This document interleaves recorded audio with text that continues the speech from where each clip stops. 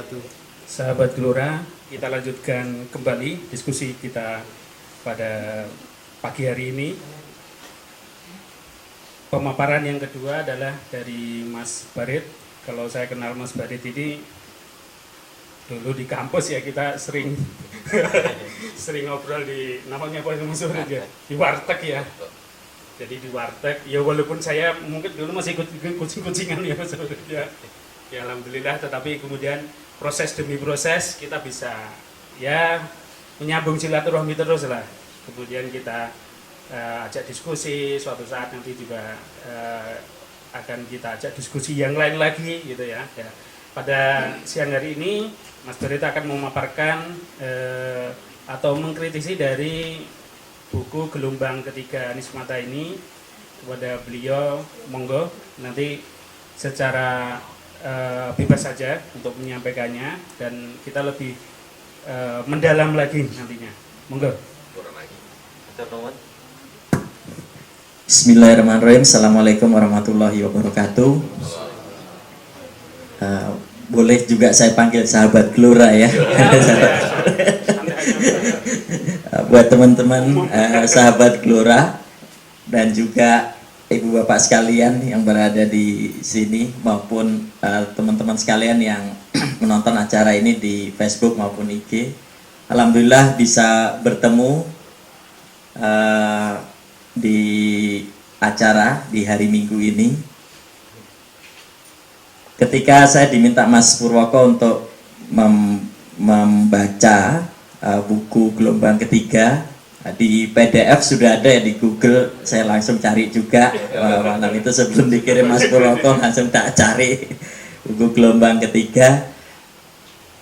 Bagi saya menuliskan di presentasi saya bahwa disclaimer saya ini saya pasti subjektif dan kemudian sifatnya mungkin ya mengkritisi, mengapresiasi, mengkritisi sekaligus bisa jadi mempunyai gagasan lain yang berbeda dengan apa yang diungkapkan oleh Pak Anies Mata. Itu karena memang posisi saya ya, posisi saya juga saya mengunggah status WA dan juga Facebook, baru-baru sudah ada yang WA, Mas Barit masuk Partai Gelora. Waduh. Belum sudah harus menjelaskan.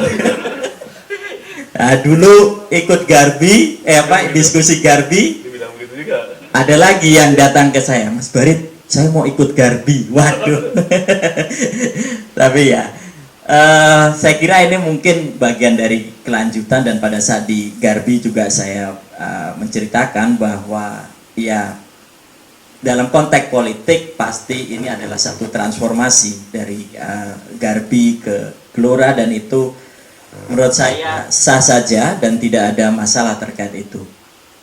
Membaca buku Gelombang Ketiga sebetulnya saya karena juga sering menulis dan juga mempunyai sifat yang menurut saya ada hampir kesamaannya.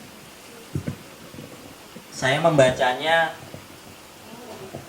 membacanya seperti Anies Mata sedang menuliskan sebagai seorang ideolog, menuliskan buku panduan bagi para pengikutnya, tanda kutip ya.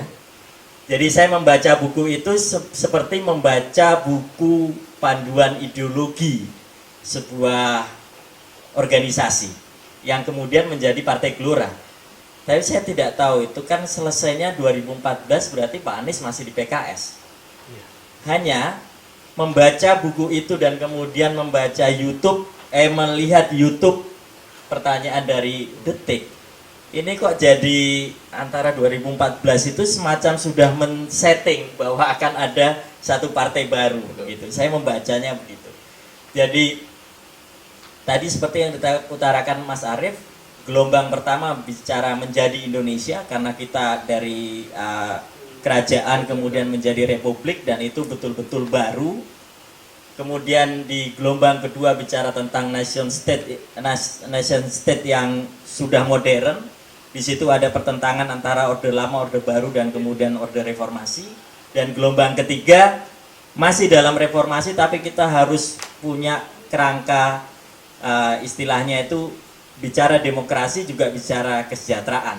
Ya, kalau di awal hanya bicara Orde Lama dianggap bicara demokrasi, Orde Baru bicara kesejahteraan, dan ini adalah gabungan antara demokrasi dan kesejahteraan. Dan kita dihadapkan pada situasi ada natif demokrasi. Jadi generasi sekarang ini, generasi baru ini tidak mengenal masa-masa di mana ada politik aliran yang begitu kental, tidak mengenal adanya rejim Orde Baru yang menindas itu. Sekarang ini masuk dalam dunia yang disebut natif demokrasi. Jadi anak muda lahir sudah demokratis gitu ya, dari awal. Nah, kalau lihat membaca bukunya intinya ada di situ ya, ada 3 gelombang yang kemudian dipetakan dalam 3 tabel. Nah, hanya saja saya ingin bicara pada tahap berikutnya, yaitu mencoba mengkritisi dan bertanya sebetulnya kepada teman-teman Partai Gelora. Membaca buku Anies Mata itu kok moderat betul ya. Jadi saya betul merasakan tidak ada PKS-nya. Atau mungkin padahal Pak Anies itu kan pendiri PKS ya. Tapi saya membaca ini kok nggak kelihatan identitas keislamannya gitu ya. Bahwa di YouTube dia bilang ini Islam nasionalis, tapi Islamnya itu nggak kelihatan. Dan saya lihat nanggung betul gitu, kenapa tidak nasionalis sekalian, tapi Islamnya itu tidak kelihatan. Yang kedua, meskipun ada beberapa hal yang menurut dalam perspektif saya agak berbeda, misalnya soal pandangan terhadap PKI, ya karena saya bicara di kalangan teman-teman Islam, saya tentu agak sedikit melakukan pembelaan pada teman-teman sosialis. Karena kalau saya bicara di sosialis, saya melakukan pembelaan terhadap teman-teman Islam. Jadi karena dalam posisi ini saya bicara bahwa saya agak berbeda pandangan dalam soal menata sejarah soal komunis gitu, soal G30S. Saya lebih suka menyebut dengan G30S dan bukan PKI. Kalaupun PKI mungkin ya sebagian besar yang sebagian kecil yang keblinger. Bicara tentang itu, di situ pun moderat ya, pilihannya sangat lunak terhadap teman-teman kiri kalau saya lihat. Kemudian beliau juga mengutarakan tentang ini yang rame gitu. Di situ dipaparkan juga tentang peran teman-teman kita yang etnisnya Cina ya. Saya sendiri merasa kita sebagian besar sebetulnya awal kita kan juga dari Taiwan ya, dari yang sekarang ada di Taiwan. Jadi saya sampai sekarang juga merasa Cina gitu, meskipun hitam gitu, tapi saya ngerasa bahwa saya punya keturunan Cina. Saya melihat Anies Mata itu menggambarkan bahwa ya ada Arab, ada Cina. Di situ dalam konteks Indonesia. Nah kalau dilihat berikutnya, itu yang saya tanyakan, kok Pak Anies Mata ini moderat betul. Nah, sebagai penulis, sebagai seorang penulis, menulis itu pastilah ada hal lain yang disembunyikan. Satu. Yang kedua, pastilah dia menyesuaikan juga dengan publiknya. Lah, saya curiga di situ. Apakah Pak Anies menyesuaikan dengan publiknya? Nah, sebagai seorang penulis, saya merasa begitu ya. Ini pertanyaan-pertanyaan yang saya lontarkan dan mungkin bisa dijawab di situ. Jadi tidak seperti situasi di mana yang sekarang terjadi. Kemudian yang kedua adalah soal saya kemarin juga bicara sama Mas Purwoko, seharusnya 2024 itu kalau kita lihat di era reformasi ini kan model kepemimpinan belum ada yang punya visi ke depan ya. Kalau bicara Pak Anies Mata, saya mungkin yang 5 besar dunia itu kan belum muncul di buku ini sebetulnya. Belum. Munculnya baru di Garbi itu ya. Saya kira gagasan itu 5 besar dunia adalah gagasan yang sangat menarik gitu ya. Nah, tentu saya bandingkan juga dengan Mas Purwoko bahwa ya kalau Pak Anies Mata punya 5 besar dunia, Budiman Sujatmiko punya inovasi teknologi gitu, dan seharusnya pemimpin-pemimpin khususnya di 2024 bicara visi ke depan. Sayangnya Pak Anies Mata dan Budiman Sujatmiko tidak masuk dalam hitungan di dalam calon presiden itu ya. Jadi masih belum masuk di situ. Nah, pertanyaan berikutnya selain soal kepemimpinan masa depan yang harusnya dia punya visi adalah ketika menjadi Partai Gelora dengan tidak punya situasi sekarang itu kan situasi identitas ya. Dimana seharusnya kalau sebagai politisi pilihannya adalah membangun identitas sekuat-kuatnya atau tidak sama sekali. Nah, tapi Gelora ini kan ngambil ngambil yang tidak. Saya agak pesimis gitu. Saya nanya ke Mas Purwoko, kalau dia tidak ambil identitas, ini laku apa tidak? Meskipun ngambil identitas itu pasti juga kecil juga ya, tapi laku atau tidak gitu dalam konteks politiknya. Ya, dalam konteks politiknya. Ini semacam pertanyaan-pertanyaan saja yang menurut saya penting, karena juga dalam konteks politik ya mirip-mirip dengan saya gitu. Saya kan juga bergerak di dalam sektor yang populasinya kecil, masyarakatnya kecil ya, kaum tertindas, yang sengsara, yang miskin dan lain sebagainya. Dan juga meskipun di partai adalah ngikut partai yang mayoritas ya, karena dengan begitu saya bisa lebih bergerak lebih leluasa. Tapi saya sadar bahwa ini adalah garis perjuangan yang akan terus berjalan berjuangnya. Nah, masalahnya ini adalah Partai Gelora. Partai Gelora arahannya adalah mendapatkan kekuasaan yang maksimal.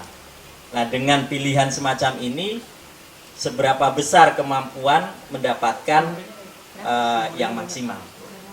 Tapi di luar semua itu, saya melihat bahwa pilihan yang dilakukan oleh Pak Anies Mata itu jadi semacam membaca panduan ideologi orang.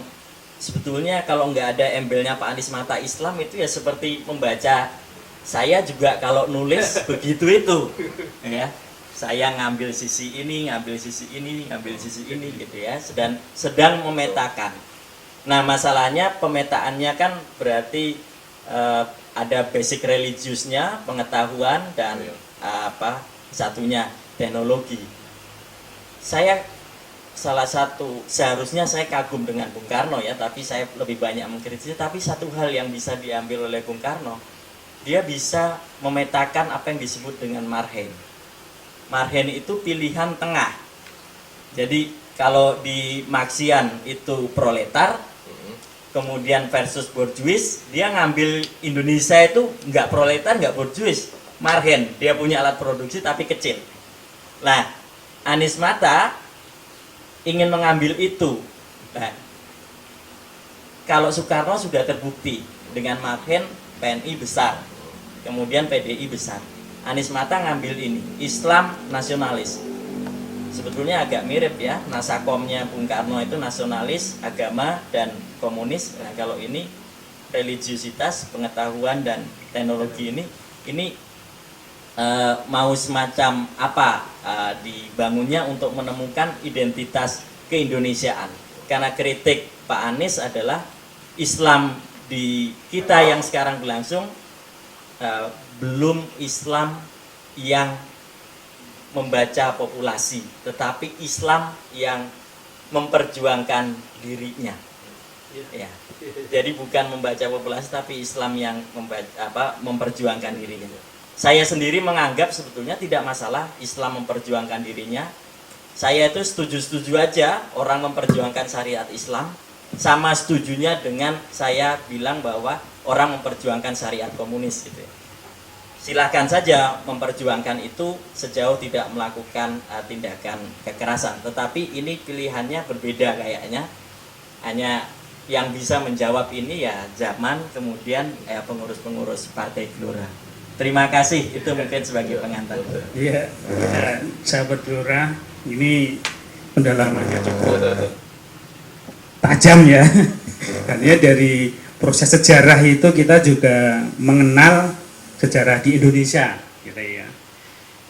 yang mana sejarah Indonesia itu tidak bisa dilupakan adalah adanya Soekarno. Itu adalah pendiri bangsa kita Indonesia gitu ya. Ini proses yang dulu juga terjadi dialektika semacam ini, dan ini oleh Anies Mata adalah ingin digaungkan dengan ide besarnya yang melanjutkan para pahlawan itu gitu ya.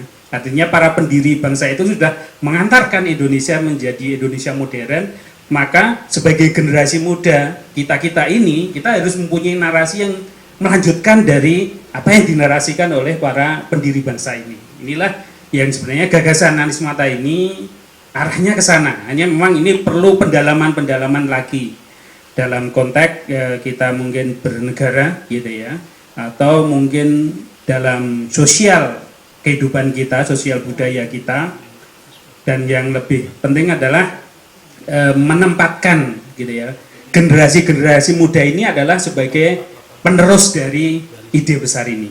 Ya, kita break 10